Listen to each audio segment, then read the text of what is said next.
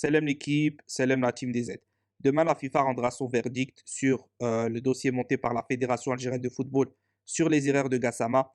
Peu importe le résultat, au moins les Algériens se seront levés contre la corruption, pour la justice et n'auront rien lâché. Et on sait tous que sans Gassama, on serait au Qatar en novembre 2022. C'est une certitude. Une fois que ça c'est dit, je vous invite à rester jusqu'à la fin parce qu'il y aura bien évidemment ces erreurs qui seront montrées avec images sur arrêt vidéo. J'ai regardé plusieurs fois le match, j'ai noté les minutes, j'ai fait des commentaires, donc je vais vous expliquer tout ça bien évidemment. Donc restez jusqu'à la fin. Je vous invite à mettre un maximum de likes, à participer en commentaire et à vous abonner si ce n'est pas déjà fait. Si vous êtes supporter de l'équipe nationale d'Algérie et à activer la cloche des notifications. À la fin de la vidéo, avant de rentrer dans cette première heure, je précise, je ferai peut-être un petit bonus avec les autres erreurs et les autres faits de match importants qui montrent clairement que Gassama avait bien choisi son camp. Une fois que ça c'est dit, on va tout de suite rentrer dans la première erreur, le but du Cameroun qui devrait être refusé. Erreur numéro 1. Le but du Cameroun à la 21e minute et 25 secondes environ. Vous pouvez, pour ceux qui veulent revoir le match, vous arrêter minute après minute de chaque occasion et revoir l'action en vidéo. Moi, je vous montre sur arrêt sur image. Alors des fois, ça va bien se voir, des fois moins bien se voir. Vous savez, la qualité, les angles, etc. Mais de toute façon, même les Camerounais le savent très bien au fond, leur but n'est pas valable. Je précise, apparemment, ce qui se dirait, c'est que la VAR aurait dit à l'arbitre d'aller regarder l'action et qu'il aurait refusé d'écouter la VAR. On verra bien ce qui se dit dans le dossier, on verra bien le rapport des arbitres allemands, mais en tout cas, si c'est fait, rien que ça, avec tout ce qui va s'accumuler, le match devrait être rejoué. Mais bon, passons, peu importe. Regardez le joueur camerounais qui pousse Aïssa Mandi. On voit bien ses deux mains. C'est pas un duel, c'est pas un duel. Mandi, clairement, il n'a pas l'intention de pousser, il a juste l'intention de gêner. Lui, il le pousse carrément, tout en restant concentré donc sur Mbolhi et sur la balle. On voit que la poussade en plus, ou la poussette plutôt, en plus d'être vraiment volontaire et exagérée, elle a deux conséquences. C'est qu'elle touche le gardien, donc, et ça le déséquilibre et ça le tombe. Même si la balle est prise ou pas prise, ce n'est pas le sujet. Il est déséquilibré, donc il ne peut pas se relever à temps et il ne peut pas avoir la gestuelle nécessaire pour se replacer. Et il y a but invalide à 2000%. Et si il aurait checké la VAR, ça se serait vu directement. N'importe quel arbitre refuse ce genre de but. Mais, comme par hasard, M. Gassama a décidé de ne pas checker la VAR. A décidé de ne pas checker la VAR. Vous me direz, bon, allez, ça peut arriver. Ça peut arriver, oui, même si c'est une très très grosse erreur. La VAR est faite pour ça. La VAR est faite pour ça. Si elle n'a pas été checkée, alors sur un but aussi important qui change l'issue du match, et c'est pour moi la plus grosse erreur, parce que là, l'Algérie était en train de dominer le Cameroun, était bien plus efficace que le Cameroun, et le Cameroun ne pouvait pas trop se livrer. En mettant ce but-là, ils peuvent plus se livrer, moins défendre, se créer plus d'occasions, et les deux sont à égalité. Donc aucun ne peut vraiment attaquer sans bien défendre. Donc la supériorité numérique avec l'Algérie au score devient de 0. Et ce qui fait que ça change totalement le match. On ne va pas s'étaler sur cette erreur-là parce qu'elle est évidente, flagrante. On va passer directement à l'erreur numéro 2. Erreur numéro 2. Main du Cameroun dans leur surface de réparation. 37 minutes 40. On est à peu près un peu plus de 10 minutes après le premier but du Cameroun qui normalement doit être invalide. Et ensuite, donc sur un centre, on voit le Camerounais, regardez bien sa main. Alors oui, c'est un peu flou, mais je vous ai dit, allez regarder la vidéo si vous la trouvez, vous mettez en grand et vous verrez. Moi, je l'ai vu le match plusieurs fois. Donc, je ne suis pas là pour mentir, je ne suis pas là pour être mauvais, etc. joueur. Je dis simplement la vérité. Main décollée du corps, on voit que son coude n'est pas aligné à son dos, ce qui veut dire qu'il y a un mouvement vers l'arrière et que le champ devient plus large. Pour moi, c'est penalty à 100%. Penalty à 100%. Il n'y a aucun débat dessus. Et bien évidemment, alors que la VAR n'avait pas été checkée lors du but invalide du Cameroun, et là encore parce que ça aurait pénalisé le Cameroun, et bien évidemment sur cette erreur numéro 2, est-ce que Gassama est allé demander à voir la VAR? Est-ce que Gassama a checké la VAR? Non, encore une fois, VAR non checké pour la deuxième fois. Ce qui aurait fait déjà là à la 37e minute 40, si on s'arrête là, on voit que le Cameroun a mis un but invalide, donc on sera 0-0, donc toujours 1-0 pour l'Algérie vu le but à l'extérieur. Et là, on voit que l'Algérie, si elle a un penalty, on sait qu'un penalty, c'est 90% de chance d'être marqué. Donc on va pas se mentir, les Camerounais vont pas commencer à nous dire ceci, cela. On serait normalement à la 37e minute 40 à 95%, 90% à 1-0 pour l'Algérie. Sachant qu'ensuite le Cameroun aurait dû marquer 2 buts pour revenir. 2 buts pour revenir. En, avant la 40e minute, l'issue du match aurait dû être totalement différente avec un arbitre correct. Disons, allez, que la première fois tu n'as pas vu. La deuxième fois, là aussi, tu ne checkes pas. Ça commence à faire beaucoup et les soupçons sont de plus en plus nombreux. On va s'arrêter là. On va passer directement à la troisième erreur de Gassama. Donc, troisième erreur, et cette fois-ci, les images vont défiler pour que vous voyez un peu mieux parce que là, il y avait plus de visionnage au niveau de la caméra. Donc, c'est quand Slimani dans la surface de réparation. On va un peu s'approcher. Vous voyez que Slimani, regardez comment il est positionné. Il n'est pas positionné droit, etc. On voit qu'il protège son ballon parce qu'il a réussi à se mettre devant l'attaquant. Regardez bien le bras du Camerounais. Il est donc plié. Vous le voyez bien sur l'image. Là, actuellement, Slimani ne se laisse pas tomber, il est tout droit. Regardez, là, on le voit de dos. On voit bien la main posée sur le dos de Slimani. Elle est très visible, il n'y a aucun débat dessus.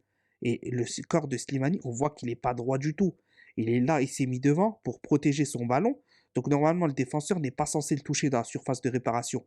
Il se met derrière, il attend, il essaye de venir par là. Normalement, Slimani va essayer de faire une passe en retrait.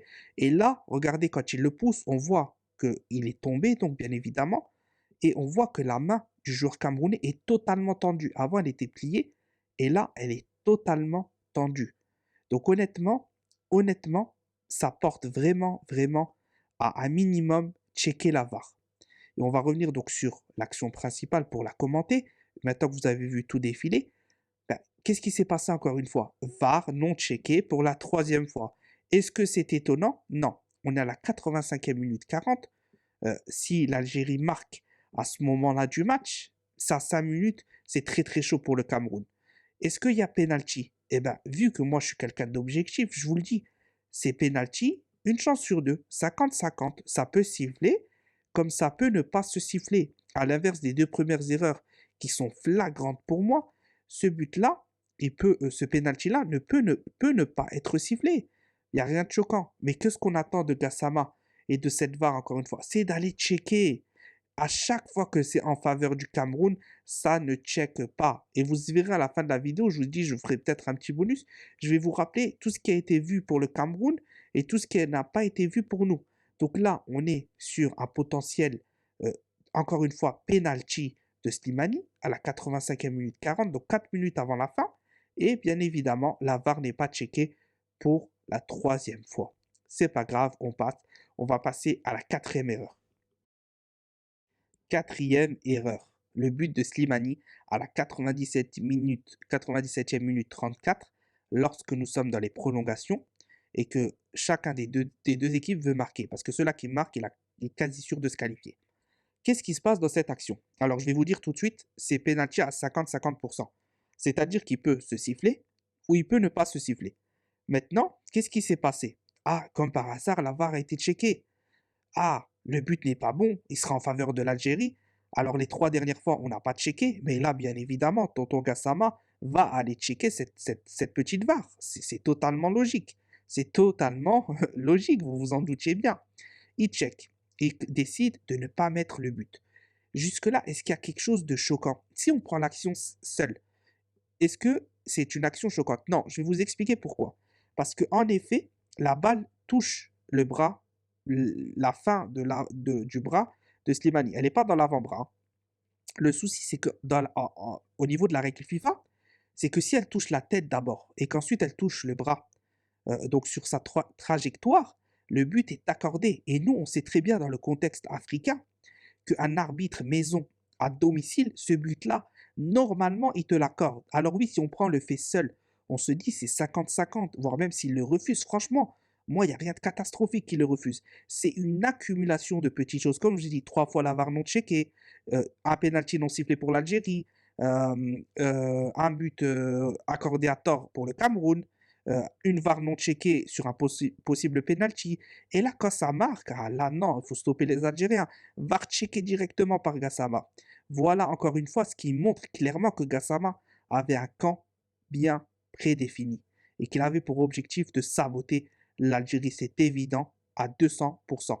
Passons à l'erreur numéro 5, la dernière de cette vidéo. Et ensuite, je vous ferai un petit bonus rapide pour montrer encore tout ce qui n'est pas allé et qui est quand même assez grave et qui montre cette logique, encore une fois, de Gassama de saboter l'Algérie. Donc, erreur numéro 5 sur Rachid Rezel. Donc, on va faire défiler encore une fois les images pour que vous voyez bien les différents angles et le différent tacle. Donc, on voit là que on pense qu'il y a un joueur qui est un peu de côté et un joueur dans le dos de Rezel. Il se trouve devant Onana.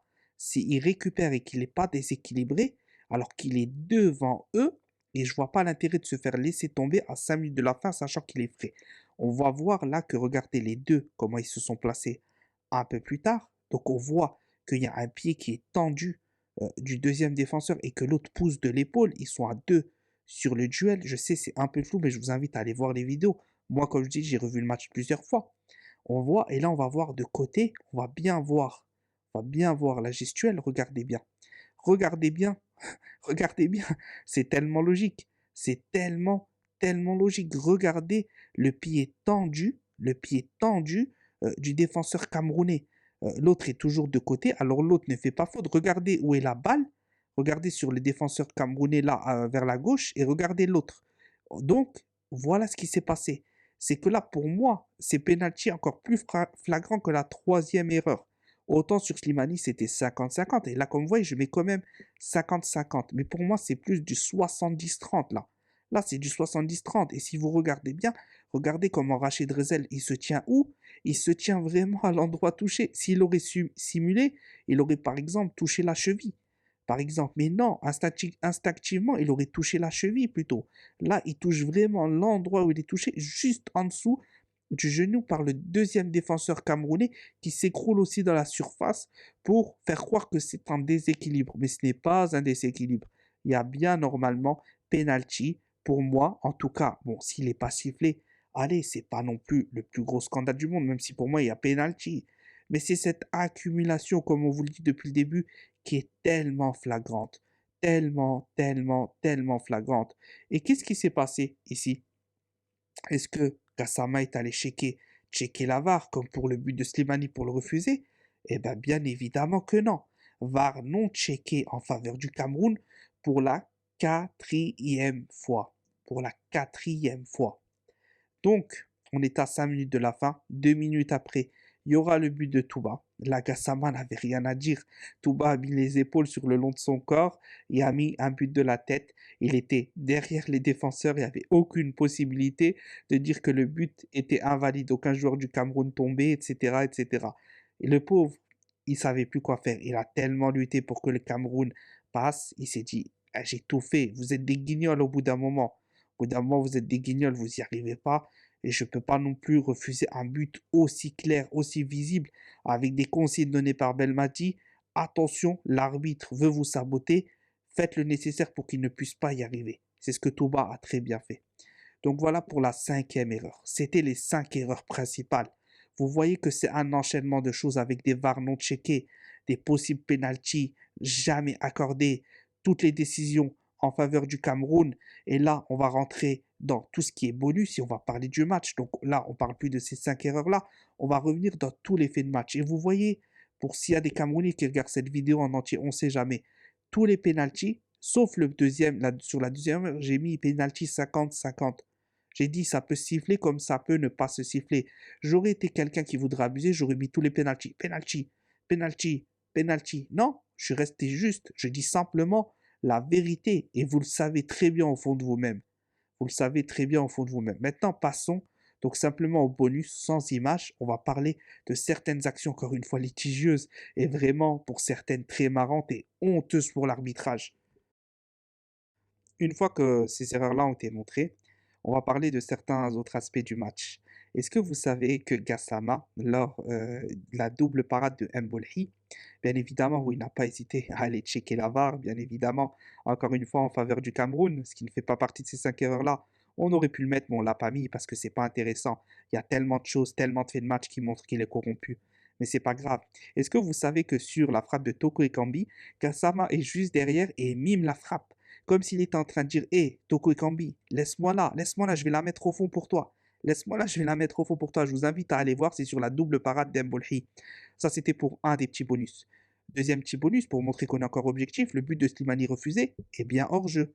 Eh bien, hors jeu. On n'a pas protesté contre ça.